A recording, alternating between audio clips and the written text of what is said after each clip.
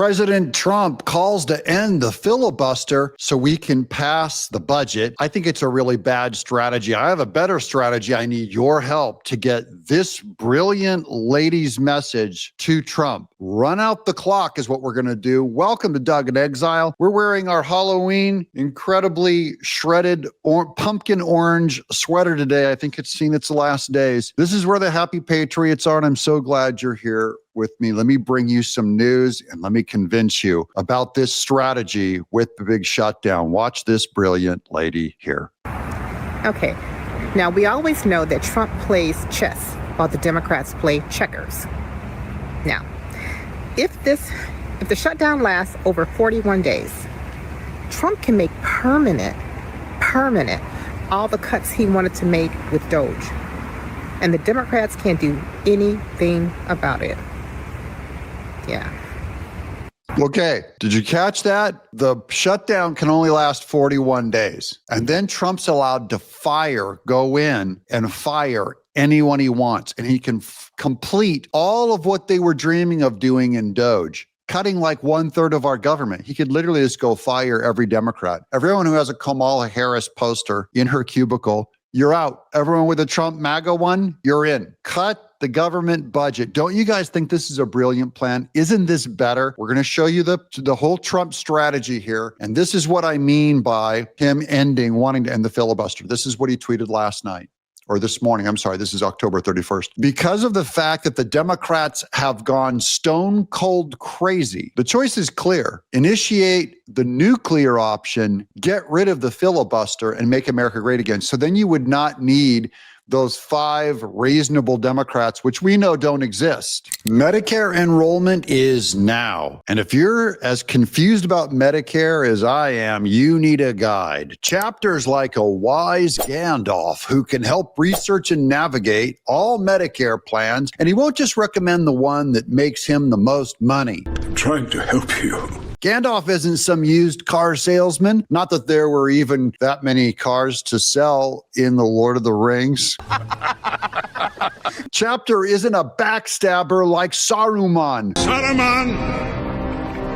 Give Chapter a call and they'll thoroughly, patiently treat you very well. I hear from you and my audience every day, and you tell me exactly that. Here in Exile, we have just one name we trust to navigate the stormy seas of Medicare coverage, and it's Chapter, Men of the West.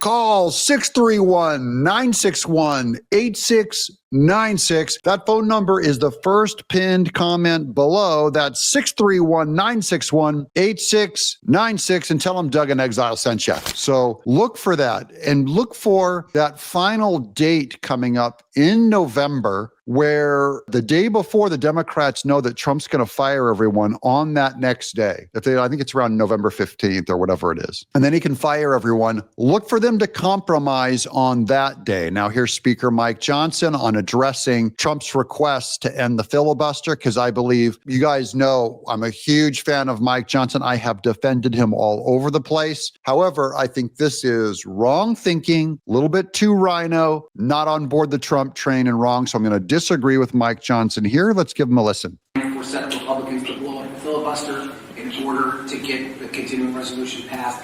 I know in the past they're going to ask him what he thinks of Trump calling to end the filibuster. You've been reluctant to encourage your Senate colleagues to do that or not. Are you aligned with the president now that it's time for him to take this dramatic step to really end government? I haven't. The president's been very busy. He was in Asia doing all these trade agreements. I've been a little busy, as you know. We haven't spoken since he returned. I sent him a text earlier this morning. I saw that as well. What you're seeing is an expression of the president's anger at the situation. He is as angry as I am and the American people are about this madness. And he just desperately wants the government to be reopened so that all these resources can flow to the people who need it so much. Look, I'll just say this in general. As I've said many times about the filibuster, it's not my call. I don't have a say in this. It's a Senate chamber issue. We don't have that in the House, as you know.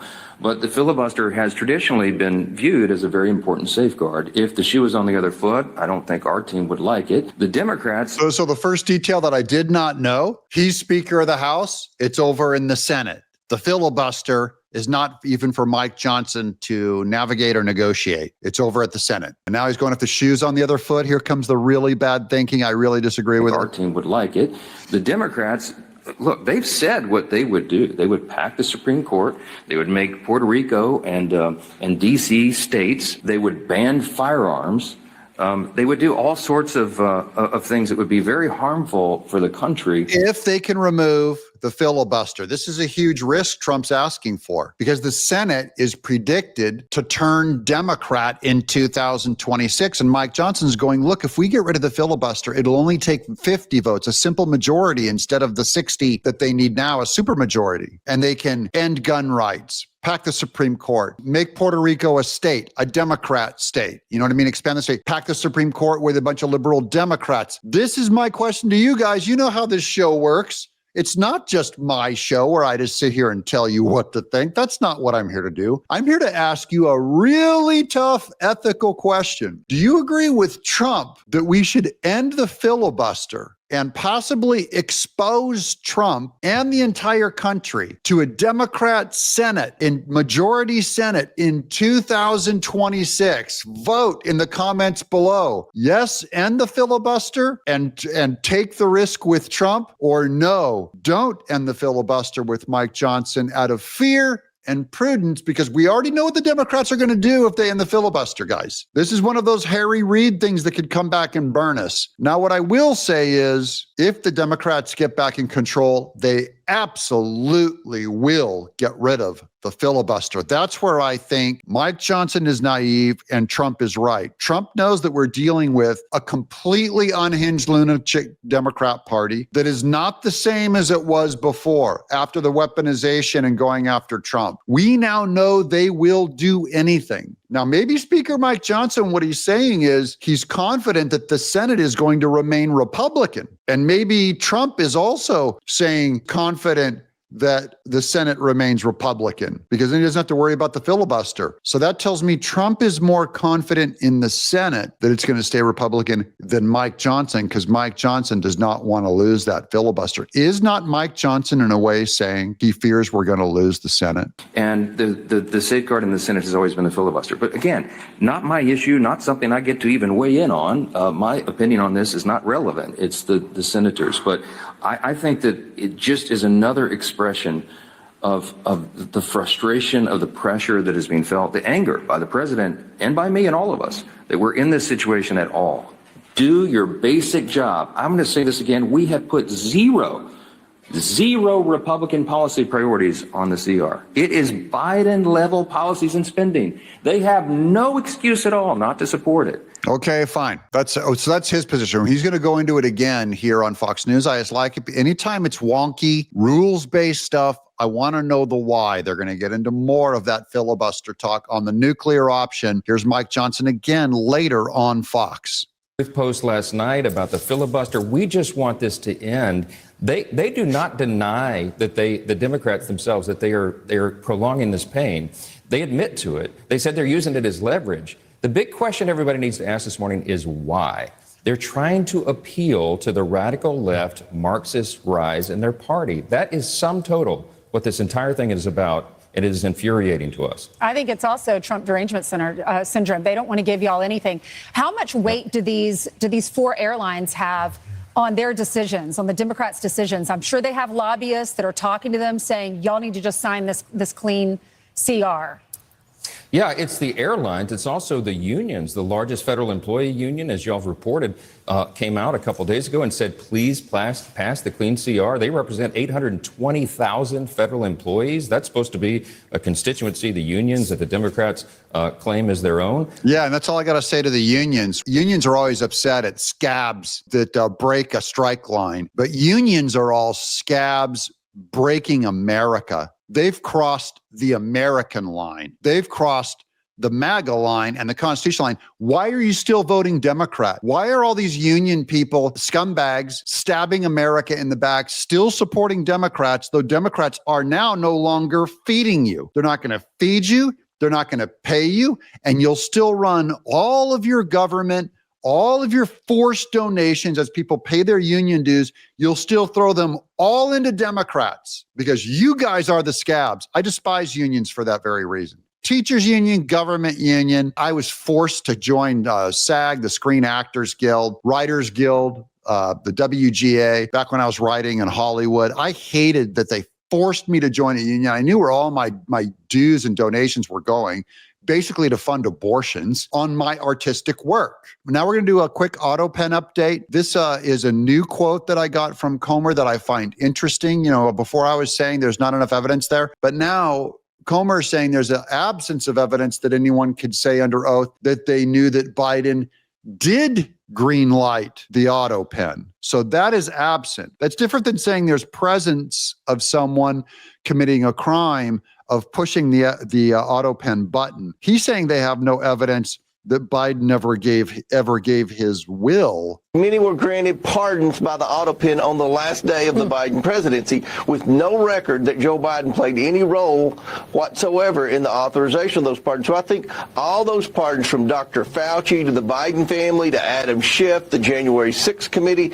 the list goes on and on and on. I think every one of those pardons signed with an auto pen with no evidence that Joe Biden was involved in the decision making, I think every one of those can be declared null and void by the Department of Justice, and I think our evidence in the investigation will make that decision hold up in court.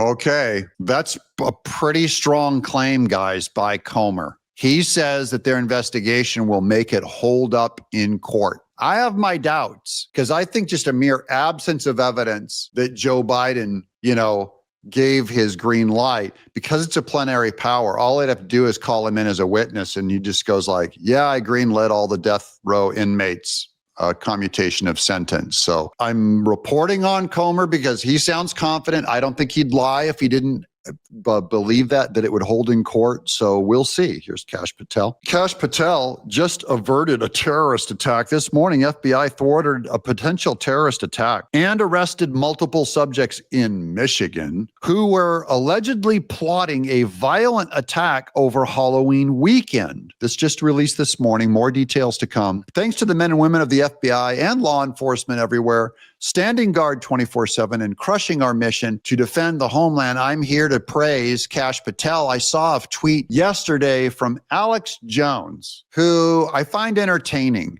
but I didn't like him going after Kash Patel and saying he was part of a cover-up, and it was all the conspiracy stuff on all the Charlie Kirk stuff, saying that Trump and the Jews and everyone killed him. I just didn't appreciate it. I support Kash Patel. I'm going to disagree with Alex Jones on that one. I don't like fighting inside of the right, inside of MAGA, but I think Alex Jones is doing a bit of grifting on that one. Now this one is funny. This one is, look at the body language. There's Biden, Kamala Harris, and Barack Obama. Who was running the country? Looking at the body language. Yeah.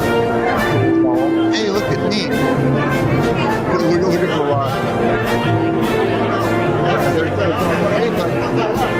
I'm here too. He's grabbing him by the shoulder. Hey, I'm the president. Oh yeah, buddy.